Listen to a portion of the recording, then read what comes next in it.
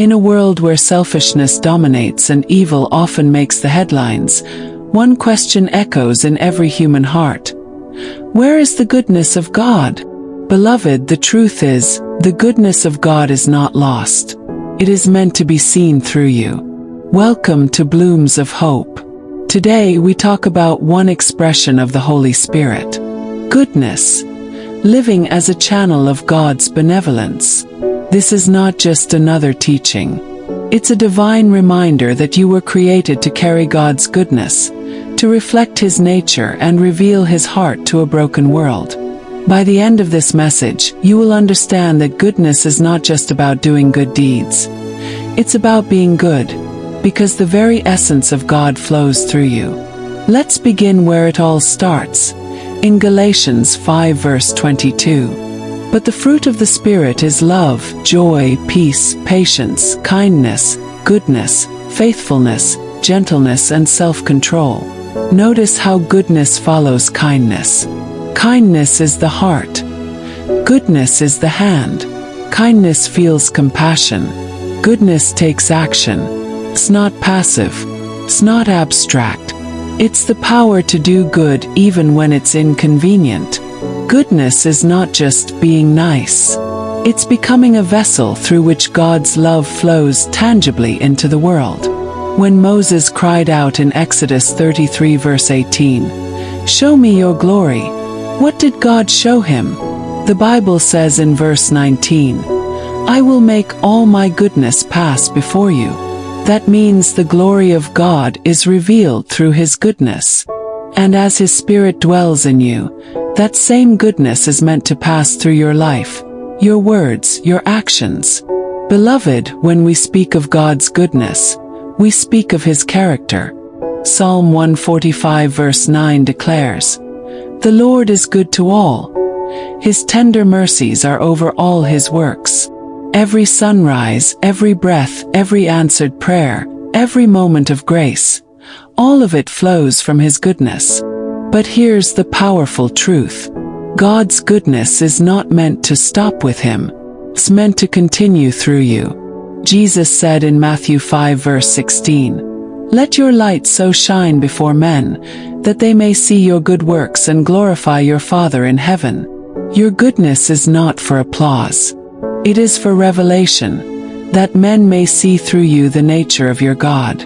This is why Romans 12 verse 21 says, "Do not be overcome by evil, but overcome evil with good." Evil multiplies through reaction. Goodness multiplies through revelation. When you choose to do good in the face of evil, you reveal a higher kingdom. Goodness is evangelism without words. It is compassion that preaches louder than sermons. Think of Dorcas in Acts 9 verse 36, a woman described as full of good works and charitable deeds. When she died, the widows showed Peter the garment she made for them, weeping over the goodness she carried. And God raised her back to life.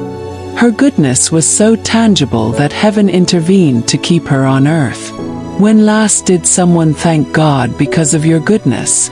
When last did your compassion open someone's heart to believe again? If goodness is so divine, why do so many believers struggle to live it out? There are 3 barriers we must overcome. 1. A wounded heart. Hurt people find it hard to give what they've never received. Many are kind but cannot be good because they carry pain. But hear me. God heals you not just for you, but so that you can become a healer to others. 2. A distracted life. Busyness kills benevolence. We get so caught up in our goals, careers, and routines that we overlook the needs around us. But remember, Jesus always paused for people. Goodness requires attention. 3. A limited mindset. Sometimes we think, "I don't have enough to do good." But goodness isn't about abundance. It's about availability. The little boy with 5 loaves and 2 fish didn't have much, but his goodness fed thousands. So don't wait until you're rich, free, or perfect. Start where you are. Let God multiply your goodness. Beloved, every act of goodness you show on earth echoes in eternity. Matthew 25 tells the story of the final judgment. Jesus says to the righteous, "I was hungry and you gave me food.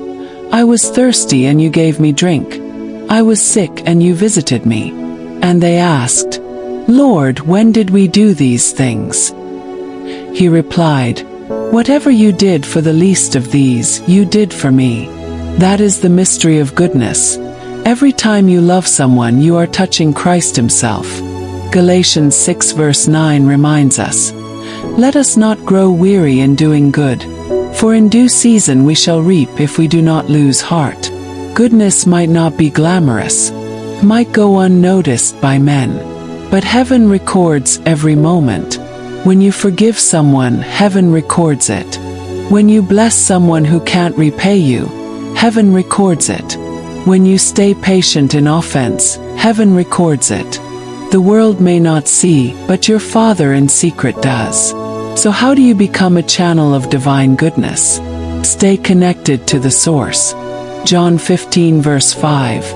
Apart from me, you can do nothing. You cannot produce goodness without intimacy. Spend time with the Father. Let His goodness fill you until it overflows. Let the Holy Spirit lead you daily.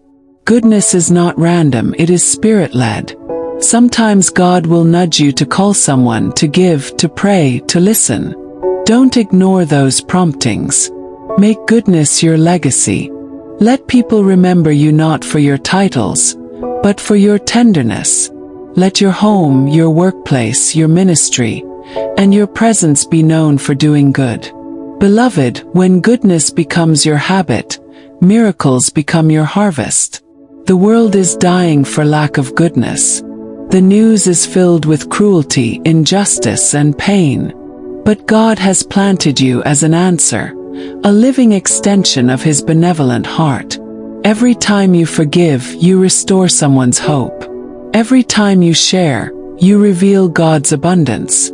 Every time you care, you demonstrate His compassion. You are not just called to talk about goodness. You are called to be goodness personified. If this message blessed you, don't keep it to yourself. Share it with someone who needs to be reminded that God is still good, and His goodness is still working through His people. Subscribe to Blooms of Hope, and join us next time as we continue exploring the fruits of the Spirit.